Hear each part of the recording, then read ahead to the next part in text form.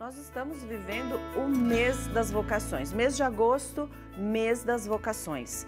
Quando a gente fala em vocação, é muito comum a gente pensar só na vocação religiosa, né? Na vocação sacerdotal, na vocação da igreja em geral, mas todos nós temos uma vocação, né? E a gente quer, aqui no Bênção da Manhã, todos os anos, quem acompanha a gente já há muitos anos, sabe que a gente, todo mês de agosto, a gente discute muito isso, né? A gente para refletir, para discernir, por quê?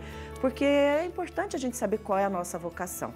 E aí, a partir da palavra de Deus, os encontros que Jesus realizou durante sua missão e como o nosso mestre quer nos encontrar pelas estradas da vida, né? Como você está fazendo a sua caminhada? Qual é a sua missão, né? E ele nos chama a todo momento para assumir a nossa vocação. Às vezes a gente dá umas cambeteadas, né? Durante a nossa caminhada, a gente tropeça, cai, levanta e tenta. E ontem nós falamos sobre isso, né? Eu comentei sobre isso, como a gente repete muito os nossos erros e a gente repete erro e permanece no erro. Muda o caminho. A gente conversou isso sobre ontem também, né? Na semana passada a gente falou do encontro de Jesus com Pedro. E dessa semana, gente, nós vamos falar sobre o encontro com o jovem rico, né? Então, por isso que hoje vai ser especial e nós temos também um convidado especial, que é o nosso querido Padre Carlinhos, que vai colaborar muito para esse momento. Por isso que eu quero convidar você, então, vamos juntos descobrir esse momento, que é muito importante para a gente, o nosso encontro com Jesus, mas a nossa missão. Qual é a sua vocação? Te abeiraste da praia, não buscaste nem sábios nem ricos, somente queres que eu te siga.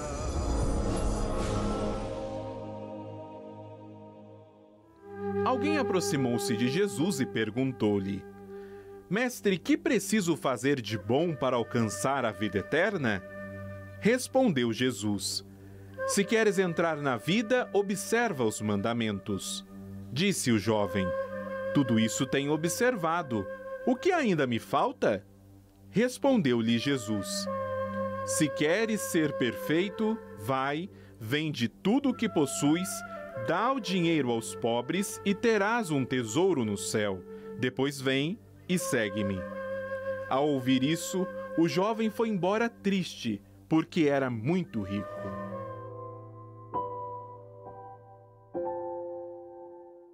Senhor, do que me vale ganhar tudo deste mundo? Quem poderia viver sem ti, Senhor meu Deus? Maior riqueza é estar em tua presença e herdar o céu.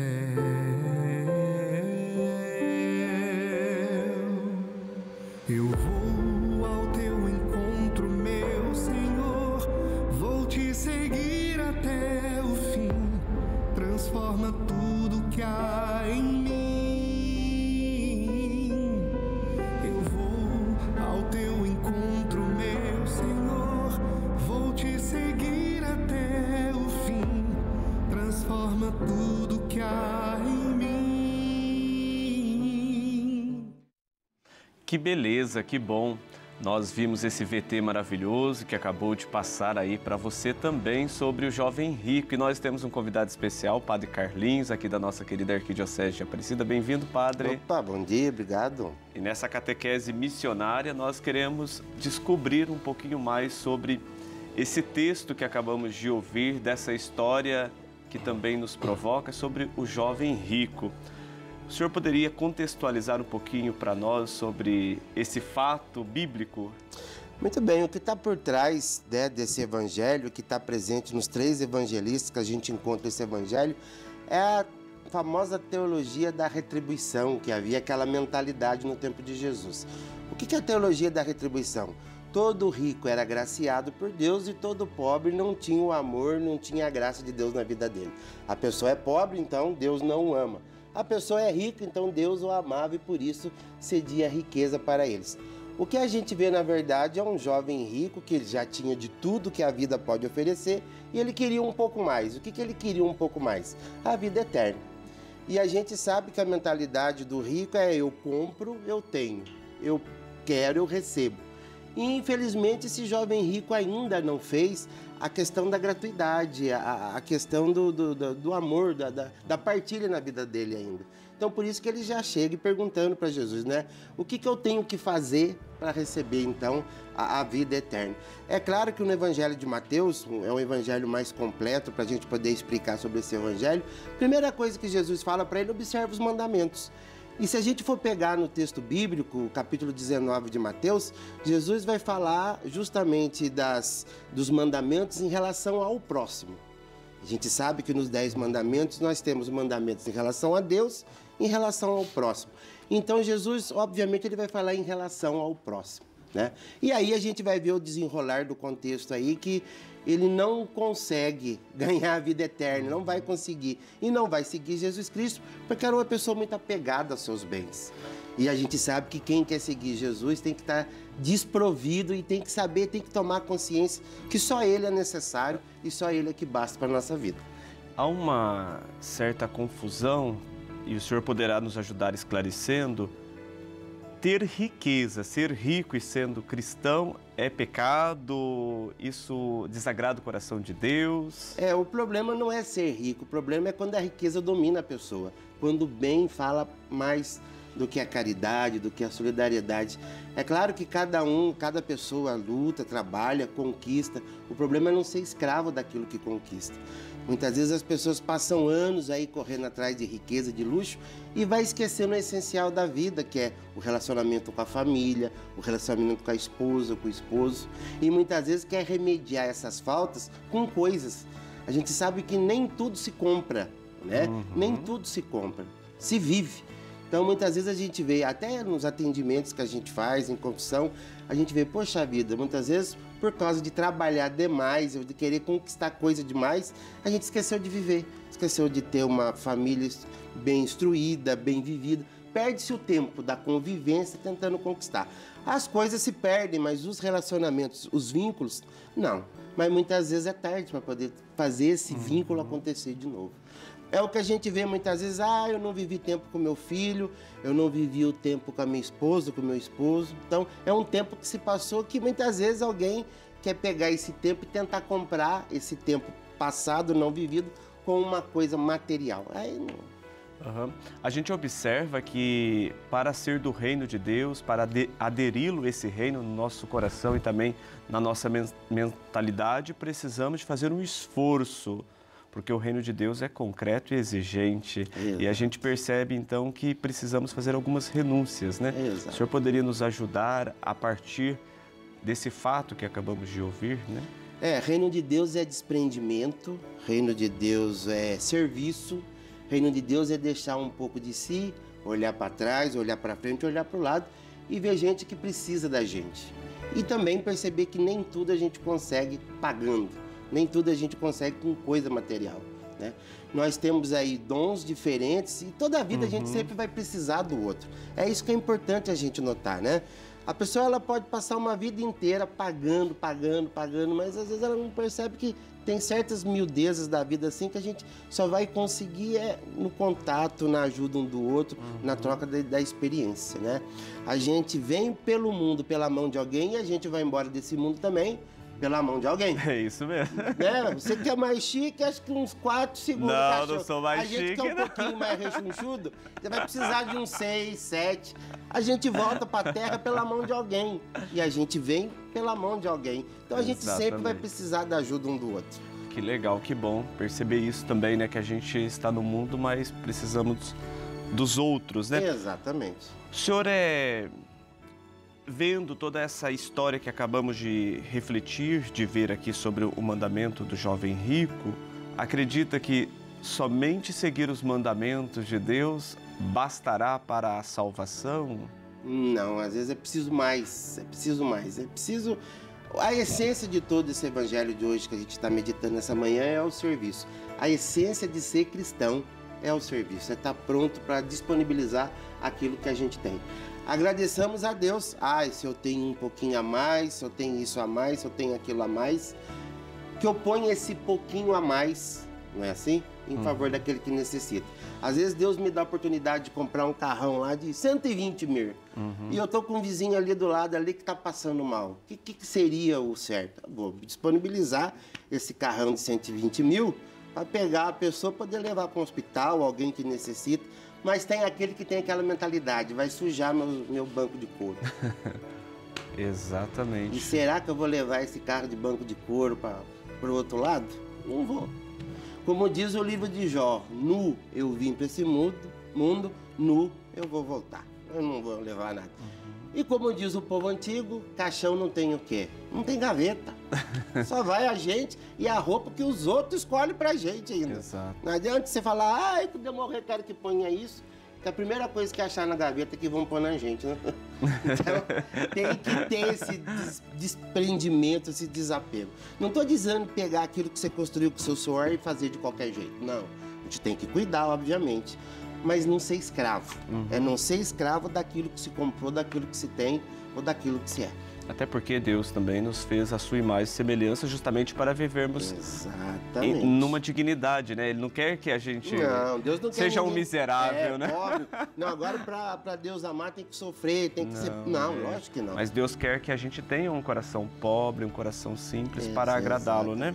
Então é por isso que fala o famoso pobre em espírito, né? O pobre em espírito é aquele que tomou consciência que só Deus basta na vida dela. Exatamente. E sendo pobres de espírito, nós somos humildes também, capazes de deixar Deus ser Deus e vamos tratar os nossos irmãos também, né, como irmãos, isso é importante. Então o senhor vê assim como importante, por exemplo, nós nos aproximarmos de Jesus com as nossas misérias, com as nossas dificuldades, com as nossas impotências, para pedirmos para Ele a conversão do nosso coração, para sermos humildes? É aquilo, trabalhar a nossa fraqueza dia a dia, né? Cada um sabe o calinho que tem, o telhadinho de vidro que tem, e trabalhar a sua fraqueza e ajudar o outro também a trabalhar a fraqueza dele. Se você ajuda a trabalhar a minha e eu ajudo a trabalhar a sua, olha quanta coisa a gente ganha. A gente troca o julgamento pelo crescimento. Aí a gente ganha muito. E nós estamos aqui com a Dani também. Dani, você poderia comentar também a partir de tudo isso que o padre nos explicou, quanta coisa, quanta sabedoria, não é verdade? Enriqueceu já a nossa manhã, viu? Muito, né? O desprendimento, né, Padre Carlinhos, que é fundamental. E a gente pensa muitas vezes que na oração a gente precisa ter só uma vida de oração, né? A vida é naquela prática religiosa. Uma prática religiosa, uma prática oracional muito assim, sistemática, mas que na prática ela cai por terra se a gente não põe em prática. É consequência. Se eu rezo, a oração automaticamente vai me remeter a ter uma atitude daquilo que eu rezo, né? Aquela coisa que Jesus fala, pobres sempre teremos entre nós. Entenda essa pobreza, não só a pobreza material, mas em todo sentido. Muitas vezes a pessoa tem uma mesa farta, tem dinheiro no banco, mas não tem uma família unida.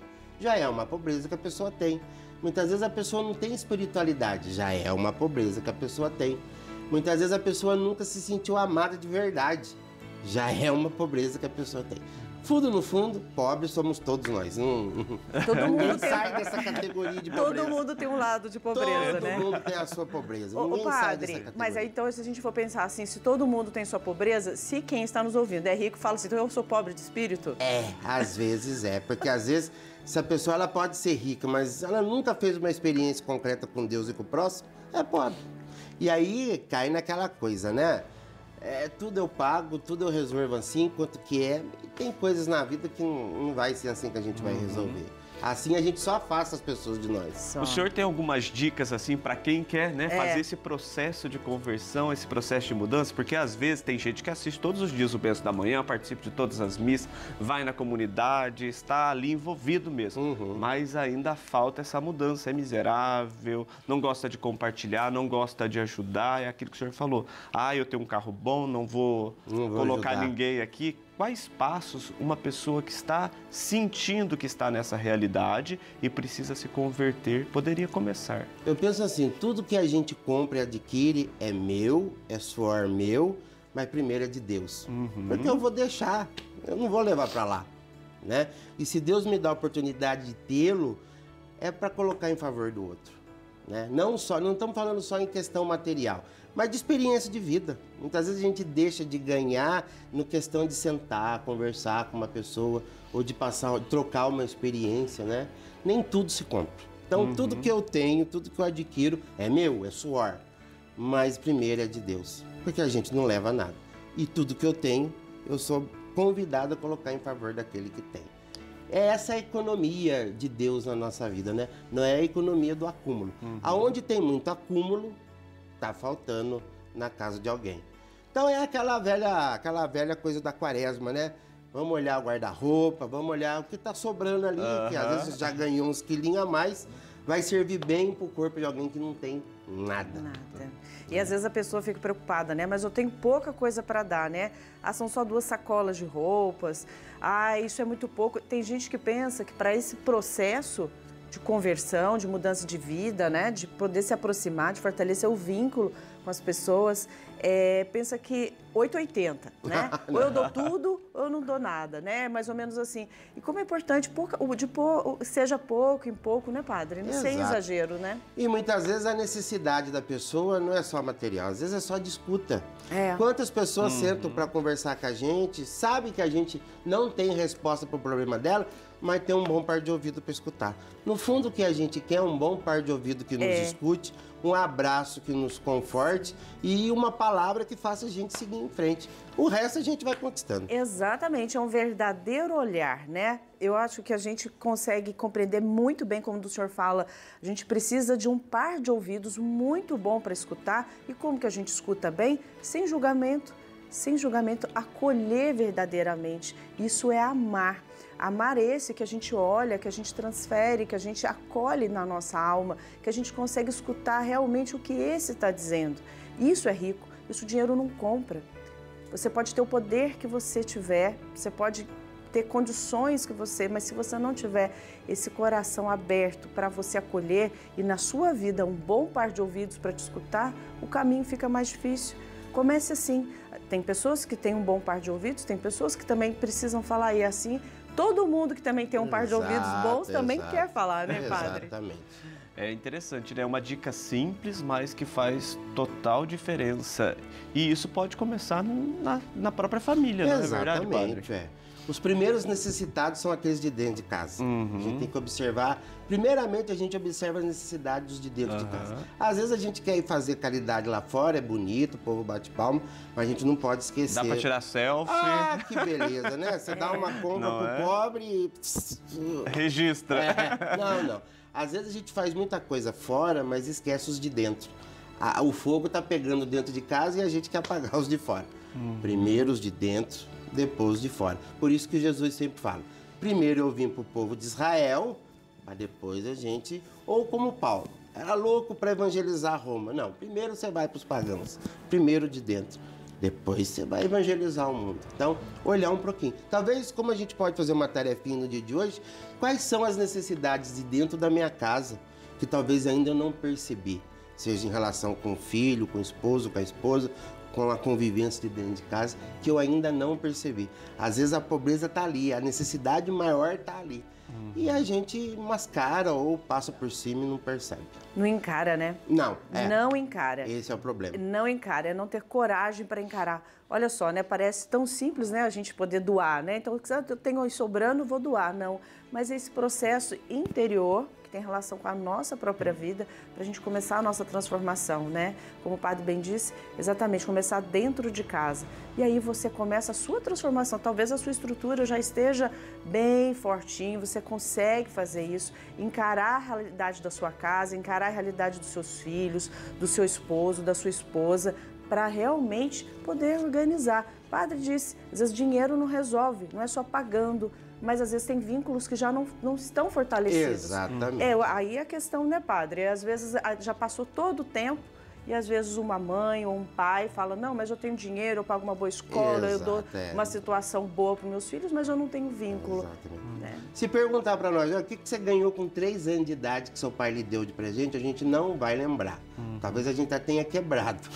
Mas se a gente perguntar qual foi a experiência de vida que você passou com seu pai e com sua mãe, se a gente viveu essa experiência, é isso que marcou. É isso que vai fazer a gente também como pai, ou como mãe, ou como padre, viver a vida lá para frente.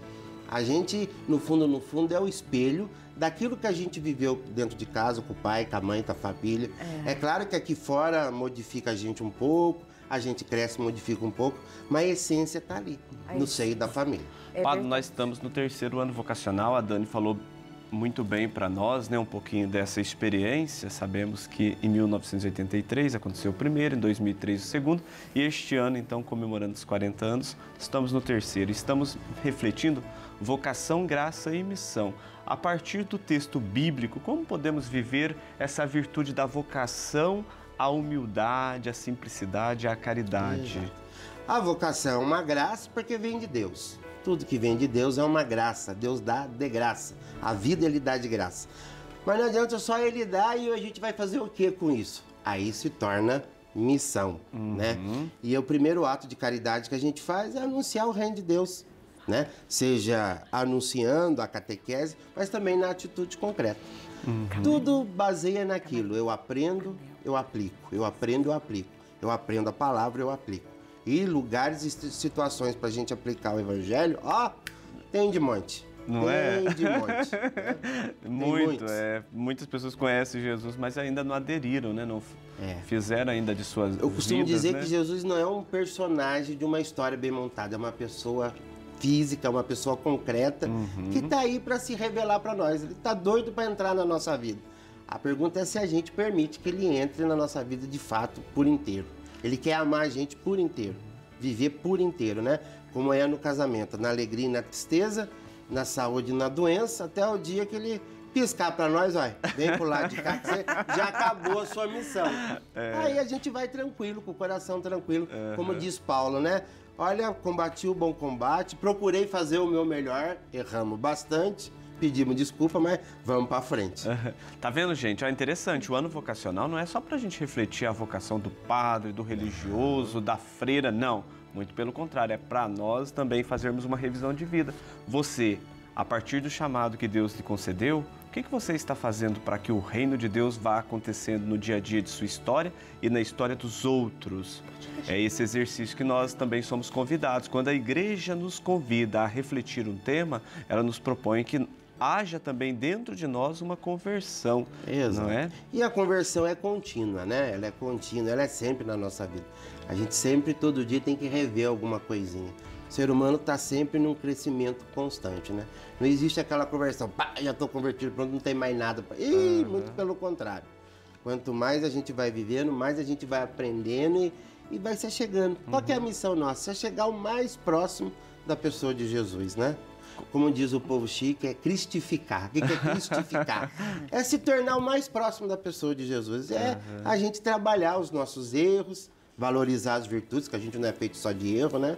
Todos nós temos virtudes também para a gente poder valorizar.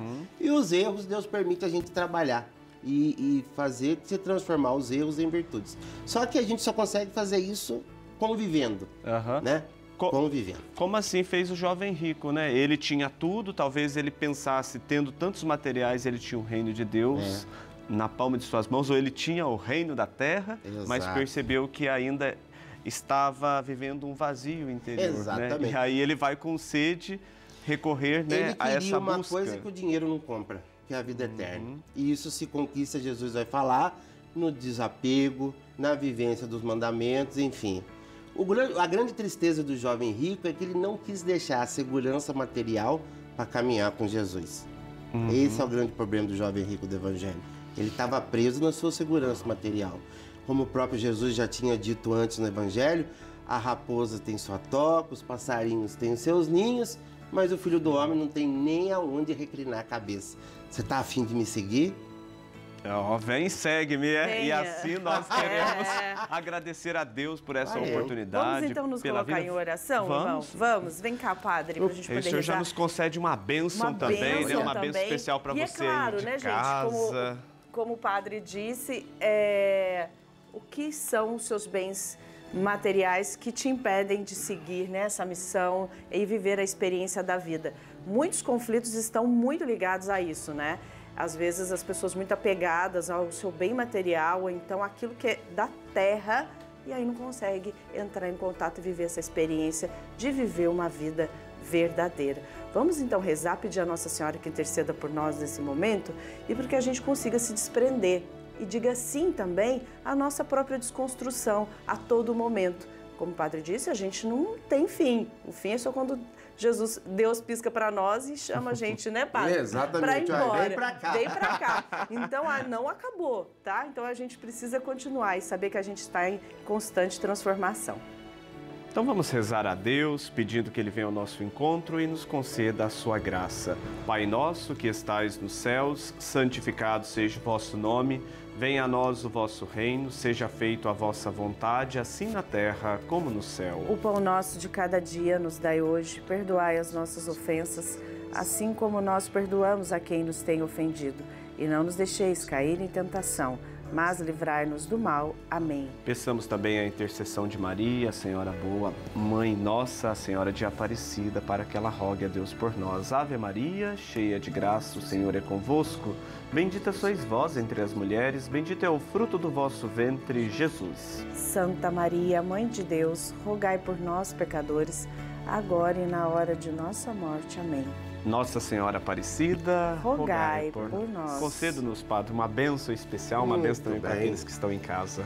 O Senhor esteja convosco. Ele está no meio de nós. Pela intercessão da sempre bem-aventurada Virgem Maria, Nossa Senhora da Conceição Aparecida, por intercessão de São José, seu castíssimo esposo, e hoje também estamos celebrando a memória de Santa Clara, ela que fez a sua experiência do desapego, a bênção de Deus Todo-Poderoso, que é Pai, Filho e Espírito Santo. Amém! Que coisa boa!